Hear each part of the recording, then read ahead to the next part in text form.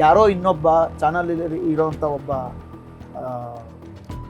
Worker ಇನ್ನೊಂದು serial ಅವ್ರಿಗೆ ಹೇಳ್ತಾರೆ, ಅಗ್ನಿಸಾಕ್ಷಿ ಆರ್ಟಿಸ್ಟ್ ಥರ ಆಡ್ಬಿಡ್ರಿ ನೀವು. ಯಾರ್ಯಾರಿಗೆ ಪ್ರಾಬ್ಲಮ್ ಆಯ್ತು ಈ ತರದ್ದು? ಎಲ್ರಿಗೂ ಪ್ರಾಬ್ಲಮ್. 6.5 ವರ್ಷ ಹೆಂಗ್ ನಡೆಯಕ್ಕೆ ಸಾಧ್ಯ? ಆ ಥರ ಇಲ್ಲ. ಈ ಥರ ಟಾಕ್ಸ್ಗಳು ಬರೋದಲ್ಲ, ಆಗ್ಬಿಟ್ರೆ ಏನಾದ್ರು ವಿತಿನ್ 3 months ಒಳಗಡೆ ಸೀರಿಯಲ್ ವೈಂಡ್ ಅಪ್ ಮಾಡ್ಬಿಡ್ತಾರೆ, ತಲೆನೇ ಕೆಡಿಸ್ಕೊಳ್ಳೋದು ಚಾನಲ್. ಸೊ ನಾನ್ ನಿಮ್ ಜೊತೆ ಅವಾಗ ಮಾತಾಡ್ತಾ ಇದ್ದೆ, ನೀವ್ ಒಂದ್ ಮಾತು ಹೇಳಿದ್ರಿ, ಅಗ್ನಿಸಾಕ್ಷಿ ಸೀರಿಯಲ್ ಅಲ್ಲಿ ಮಾಡಿದವರಿಗೆ ಕೊಡಬಾರ್ದು, ಯಾಕೆ ಬೇಕು ಚಾನ್ಸ್ ಕೊಡಬಾರ್ದು, ಏನಕ್ಕೆ ಆ ತರ ಆಯ್ತು? ಬಿಕಾಸ್ ಆಫ್ ನೆಗೆಟಿವ್ ಬಗ್ಗೆ ನಮ್ಮ ಬಗ್ಗೆ ಎಲ್ಲ ಕಂಪ್ಲೀಟ್ ನೆಗೆಟಿವ್ ಹಬ್ಸ್ಬಿಟ್ಟಿದ್ದಾರೆ. ಅವ್ರ ಪ್ರೊಫೆಷನಲಿಸಮ್ ಇಲ್ಲ, ಟೈಮಿಂಗ್ಸು ಇರಲ್ಲ, ಯಾವಾಗ್ಲೂ ಬರ್ತಾರಂತೆ ಯಾವಾಗ್ಲೂ ಹೋಗ್ತಾರಂತೆ. 6.5 ವರ್ಷ ಹೆಂಗ್ ನಡೆಯಕ್ಕೆ ಸಾಧ್ಯ? ಆ ಥರ ಇದ್ದಾಗ ಈ ಥರ ಟಾಕ್ಸ್ಗಳು ಬರೋದಲ್ಲ, ಆಗ್ಬಿಟ್ರೆ ಏನಾದ್ರು ವಿತಿನ್ 3 months ಒಳಗಡೆ ಸೀರಿಯಲ್ ವೈಂಡ್ ಅಪ್ ಮಾಡ್ಬಿಡ್ತಾರೆ, ತಲೆನೇ ಕೆಡಿಸ್ಕೊಳ್ಳೋದು ಚಾನಲ್. ಇನ್ನು 6.5 ವರ್ಷಗಳ ಕಾಲ ಹೆಂಗ್ ಬಂತು ಸೀರಿಯಲ್? ಇದು ನನ್ನ ಕ್ವಶನ್. ಆಮೇಲೆ ಯಾವಾಗ ಅಗ್ನಿಸಾಕ್ಷಿ ಮುಗೀತು, ಕೋವಿಡ್ ಬಂತು, ಕೋವಿಡ್ ಮುಗಿದ್ಮೇಲೂ ನಮಗ್ ಚಾನ್ಸ್ ಇಲ್ಲ.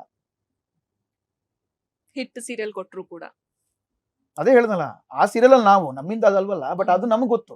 ಬೇರೆಯವ್ರಿಗೆ ಹೆಂಗ್ ಹೋಗಿದೆ ಅಂತಂದ್ರೆ ನಮಗ್ ತಲೆ ಏರಿದೆ, ನಮ್ಮಿಂದನೇ ಆ ಸೀರಿಯಲ್ ಆಗಿದ್ದಂತೆ, TRP ಆರ್ಟಿಸ್ಟ್ ಅಂತೆ,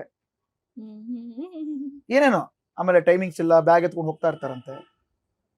ಯಾರೋ ಇನ್ನೊಬ್ಬ ಚಾನಲ್ ಇರೋಂಥ ಒಬ್ಬ ವರ್ಕರ್ ಇನ್ನೊಂದು ಸೀರಿಯಲ್ ಅವ್ರಿಗೆ ಹೇಳ್ತಾರೆ, ಅಗ್ನಿಸಾಕ್ಷಿ ಆರ್ಟಿಸ್ಟ್ ಥರ ಆಡ್ಬಿಡ್ರಿ ನೀವು.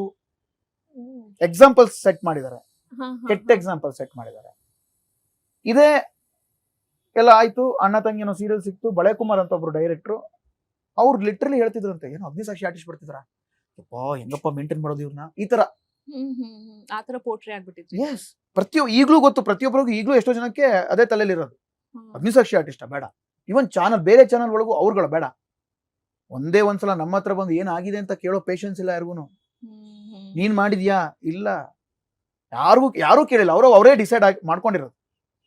ಅದಾದ್ಮೇಲೆ ಅಣ್ಣ ತಂಗಿ ಸೀರಿಯಲ್ ಸಿಕ್ಕಾಗ ಬಳೆ ಕುಮಾರ್ ಅವರು ಡೈರೆಕ್ಟ್ ಆಗಿ ಹೇಳಿದ್ರು, ಮಗ ನೀನ್ ಬರ್ತಿದೀಯ ಅಂತಂದಾಗ ನನ್ ಎದೆ ಡಗಡಗ ಅಂತಿತ್ತು. ನೀನೇನು ಹಂಗೆ ಇಲ್ವಲ್ಲೋ, ಹಂಗಿಲ್ವಲ್ಲ ನೀನು, ಯಾಕೆ ನಿಮ್ ಬಗ್ಗೆ ಎಲ್ಲ ಇಷ್ಟೊಂದು ಕೆಟ್ಟದಾಗಿ ಹಬ್ಸಿದ್ದಾರೆ ಇಂಡಸ್ಟ್ರಿಲಿ, ಸಾಕ, ಇದಕ್ಕಿಂತ ದೊಡ್ಡದ್ ಬೇಕಾ? ಹೊರಗಡೆ ಹೋದಾಗೆಲ್ಲ ಪ್ರತಿಯೊಬ್ರು ಕೇಳೋರು, ಏನ್ ಸರ್ ನಿಮ್ ಬಗ್ಗೆ ಇಷ್ಟೊಂದೆಲ್ಲ ಮಾತಾಡ್ತಾರೆ ಕೆಟ್ಟಾಗಿ, ಏನ್ ಆನ್ಸರ್ ಮಾಡಕ್ಕಾಗತ್ತೆ ನಾನು? ಸೊ ಆತರ ಟೈಮಲ್ಲಿ ಇವಾಗ ಒಂದು ನಮ್ಗೆ ಒಂದ್ ಕ್ಲಾರಿಟಿ ಬೇಕು, ಯಾಕೆ ಈ ತರ ಹಬ್ಬಿಸ್ತಿದ್ದೀರಾ ಅಂತ ಕೇಳೋಂತ, ಇವಾಗ ಏನೋ ನಮ್ಮಲ್ಲೇ ಆಯ್ತು ಅಂತಂದ್ರೆ ನಾವು ಹೋಗಿ ಡೈರೆಕ್ಟ್ ಆಗಿ ಕೇಳೋಂತ ಒಂದು ಪ್ರಯತ್ನ ಮಾಡ್ತೀವಿ. ಯಾರ ಹತ್ರ ಕೇಳ್ತೀರಾ? ಹಬ್ಸ್ದವ್ರು ಇಬ್ರೇ, ಬೇರೆ ಯಾರು ಅಲ್ಲ. ನಮ್ಮ ಸೆಟಲ್ ಕೆಲಸ ಮಾಡ್ತಿದ್ದವ್ರೇನೆ, ಅವ್ರುಗಳಿಗೂ ಡೈರೆಕ್ಟ್ ಆಗಿ ಹೋಗಿ ಮಕ್ಕ ಕುಗ್ದಿದ್ದೀನಿ, ನಿಮ್ಮಿಂದನೇ ನಮ್ಮ ಹೆಸರುಗಳು ಹಾಳಾಗಿರೋದು ಅಂತ. ಅದ್ ಬೇರೆ ವಿಚಾರ. ಈಗ ಯಾರ ಹತ್ರ ಹೋಗಿ ಕನ್ಫ್ಯೂಸ್ ಮಾಡ್ಕೋತೀರಾ ನೀವು? ನಾನ್ ಮಾಡಿಲ್ಲ ಅಂತ ಯಾರ ಹತ್ರ ಕನ್ಫ್ಯೂಸ್ ಮಾಡ್ಕೋತೀರಾ? ಆಗಲ್ಲ, ಚಾನ್ಸೇ ಇಲ್ಲ. ಯಾಕಂದ್ರೆ 100 ಜನ ಹೇಳ್ಕೊಂಡ್ ಬಂದಿರೋದು, ಅದು ಹೋಗಿ 500 ಜನಕ್ಕೆ ತಲುಪಿದೆ, 500 ಹೋಗಿ 1000 ಜನ ತಲುಪಿದೆ. ಯಾರ್ಯಾರಿಗೆ ಪ್ರಾಬ್ಲಮ್ ಆಯ್ತು ಈ ತರದ್ದು? ಎಲ್ರಿಗೂ ಪ್ರಾಬ್ಲಮ್ ಆಗಿದೆ.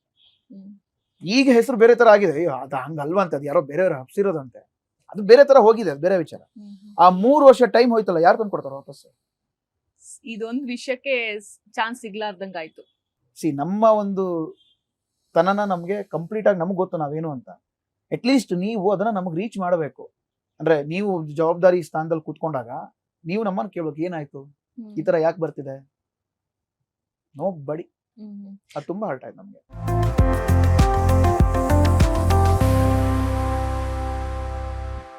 ಇದಾಗಿತ್ತು ರಾಜೇಶ್ ಅವರ ಮಾತು. ಹೋಪ್ಫುಲಿ ಈ ವಿಡಿಯೋ ನಿಮ್ಗೆ ಇಷ್ಟವಾಗಿದೆ ಅಂತ ಅನ್ಕೊಳ್ತೀನಿ. ಇಷ್ಟವಾಗಿದೆ ಲೈಕ್ ಮಾಡಿ, ಕಮೆಂಟ್ ಮಾಡಿ, ಮತ್ತೆ ಶೇರ್ ಮಾಡಿ. ಹಾಗೆ ನಮ್ಮ ವಿಶ್ವವಾಣಿ ಯೂಟ್ಯೂಬ್ ಚಾನೆಲ್ ನ ಸಬ್ಸ್ಕ್ರೈಬ್ ಮಾಡಿ. Thank you.